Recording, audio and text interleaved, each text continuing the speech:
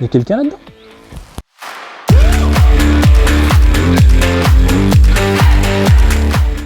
Bon, et ben nouvelle étape, donc nouveau chapitre. Ou l'inverse, je ne sais pas, nouveau chapitre, donc nouvelle étape. On va s'attaquer à la toiture. Donc pour ça, on va devoir faire un plancher provisoire.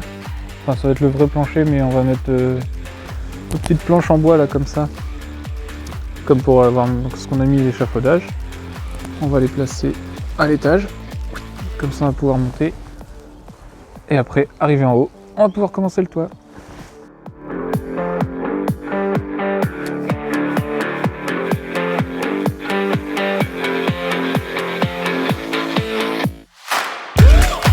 Alors, Laurent a fabriqué donc des petites platines de ce style.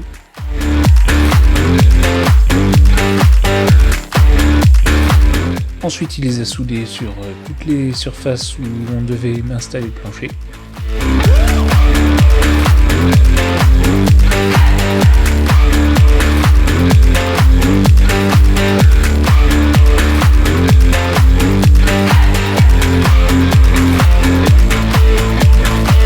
Et du coup, on a pu poser le plancher par-dessus tout ça.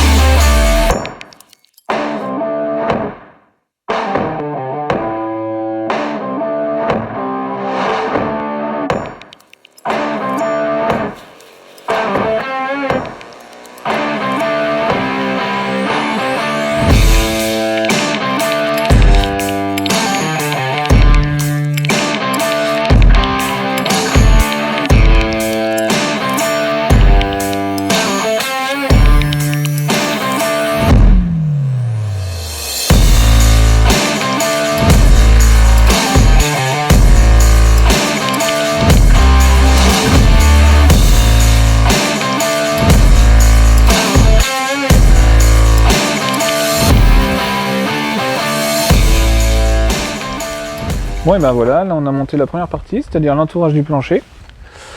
Donc on a fait tous les contours. La prochaine étape maintenant, ça va être de tout rejoindre, un peu comme on a fait ici en bas. Voilà, dans ce style-là. Pour ensuite pouvoir mettre un plancher par-dessus. Donc soit provisoire, comme je disais au début, en lame de bois comme ça, soit on va mettre directement l'OSB. Je sais pas encore, on verra.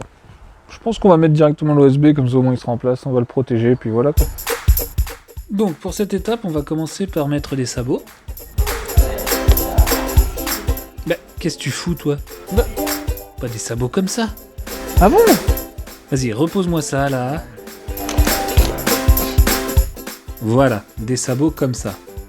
C'est ces sabots-là qui vont servir à maintenir les poutres au milieu. Nous allons donc les fixer à intervalles réguliers avec des pointes crantées.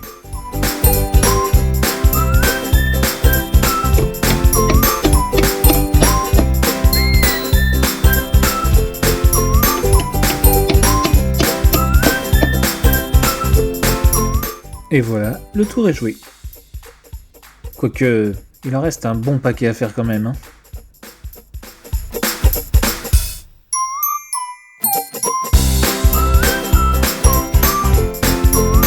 Une fois les sabots installés, il suffit d'y insérer les poutres,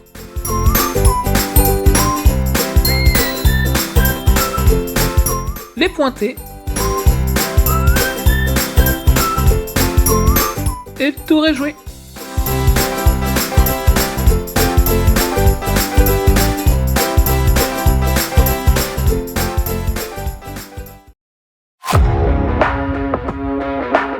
Bon voilà, maintenant que les poutres sont posées, on a pu mettre l'OSB.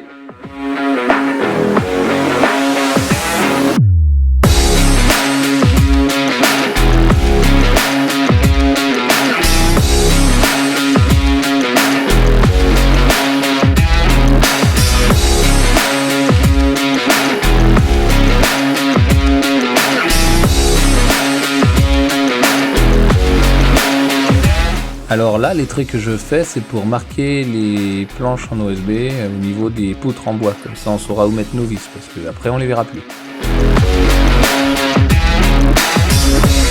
Et là, je vais faire tomber mon crayon bêtement dans 3, 2, 1.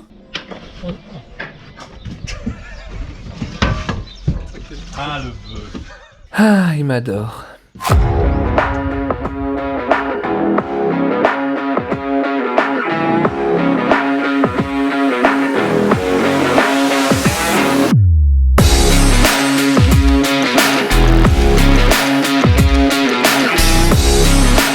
Ensuite, comme on va travailler pas mal là-haut, on a fabriqué un garde-corps pour se protéger d'éventuelles chutes. On sait jamais, hein, vu comme je suis adroit.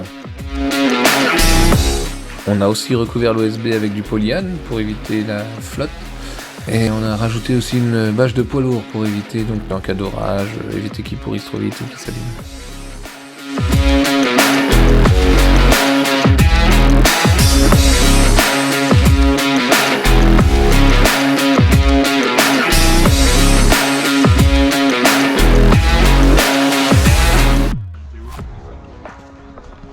T'es content? La maison elle avance.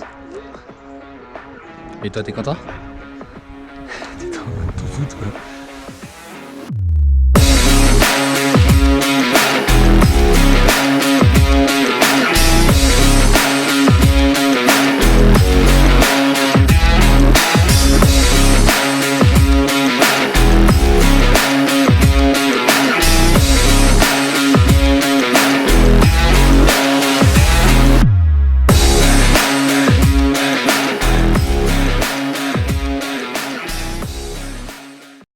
Bon, maintenant que l'étage est fait, nous avons donc mis une partie métallique là sur la structure qui consolide l'ensemble.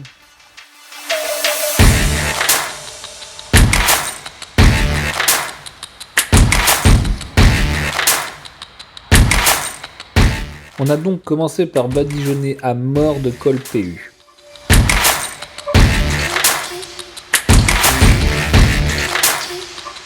Comme ça, quand la partie métallique sera bien plaquée contre le bois, ça fera une seule et même masse, ce sera vraiment une unité, en plus du vissage, ce sera plus efficace.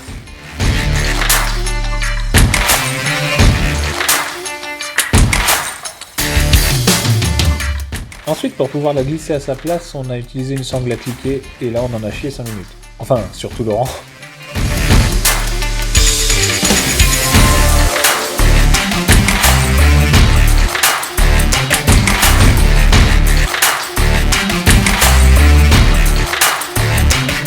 Une fois à sa place, on l'a donc bien plaqué partout pour que la colle fasse effet vraiment au maximum. Et enfin, on l'a vissé sur toute la longueur pour pas que ça bouge.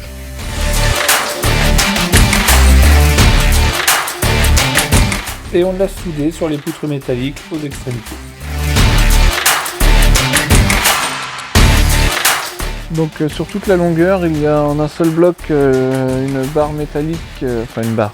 C'est plus un pliage assez épais qui va tout consolider, parce que forcément quand il y aura la vitre tout en haut, ça va faire énormément de poids dessus, et comme là on a une baie d'angle, ce bout de pilier qu'on a mis en provisoire, il sera plus là, donc il va falloir que ça soutienne quand même. Donc là, pour pas que ça fasse le rond, on a mis une barre métallique, enfin une barre, un pliage. Donc voilà, on a pu enlever l'échafaudage ici, ça fait du bien, donc on y voit un peu plus clair ici. Donc là, maintenant qu'il n'y a plus l'échafaudage, on se rend un peu plus compte de la tronche que ça aura. Il faudra penser à virer cette barre qu'on a mis en maintien en attendant. Mais on voit mieux l'allure que la maison aura là, avec la baie d'angle ici et puis le triangle, donc le pignon qui sera vitré aussi, donc ce sera vachement lumineux, c'est cool. Là, ça va faire joli. Donc maintenant que ça a été fait, on a ensuite fabriqué un espèce de plancher provisoire ici. Donc l'échafaudage, on a déplacé une partie là pour faire un plancher provisoire, parce que là on va attaquer le toit. Donc sur le toit, il va y avoir des Velux à installer. Donc forcément, si on veut mettre des Velux, il faut qu'on ouvre au niveau des poutres, qu'on fasse des chevêtres. Ensuite, on a la partie qui va être autour du Velux. Donc là, sur l'image, on voit ici, ça a été tracé par Laurent. Donc tout ça, on va devoir le découper pour pouvoir faire le Velux, mais ça, on verra quand on y sera.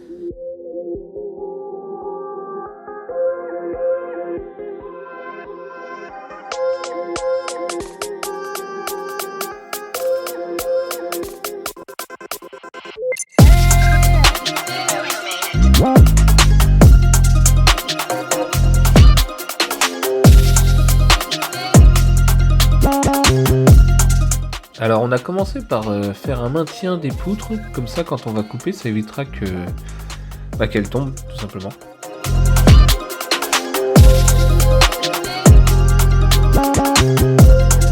Ensuite Laurent a commencé à couper les poutres.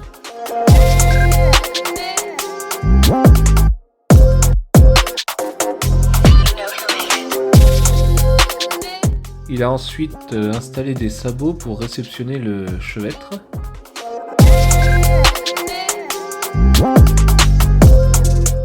Et moi, pendant ce temps-là, je préparais le chevêtre. Alors, je devais donc fabriquer une ossature en bois avec un fond en OSB. Ensuite, je l'ai rempli en isolant ici, ici et ici. Et j'ai refermé le tout avec de l'OSB. Ensuite, il suffisait de les installer dans les sabots que Laurent avait posés.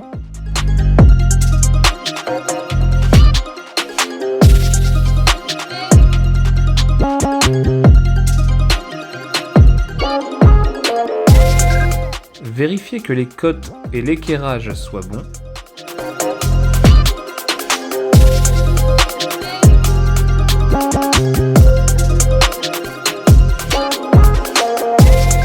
Et voilà, le tour est joué.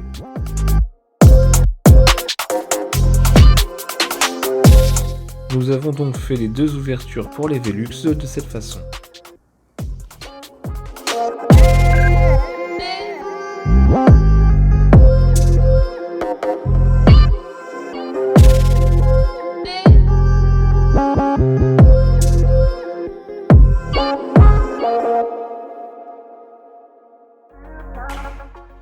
Bon, et ben voilà qui marque la fin du chapitre 4. Donc la suite au chapitre 5 où on va attaquer la toiture. N'hésitez pas à vous abonner comme d'habitude, à liker et surtout n'hésitez pas à commenter. Il n'y a pas assez de gens qui commentent pour me dire ce qu'ils en pensent et comment je peux améliorer ou pas mes vidéos. Voilà. Ah, et puis comme vous avez pu le constater, je me suis acheté un petit joujou là pour mes vidéos. Et ben du coup je vous dis au revoir sur ces petites images. Bye bye.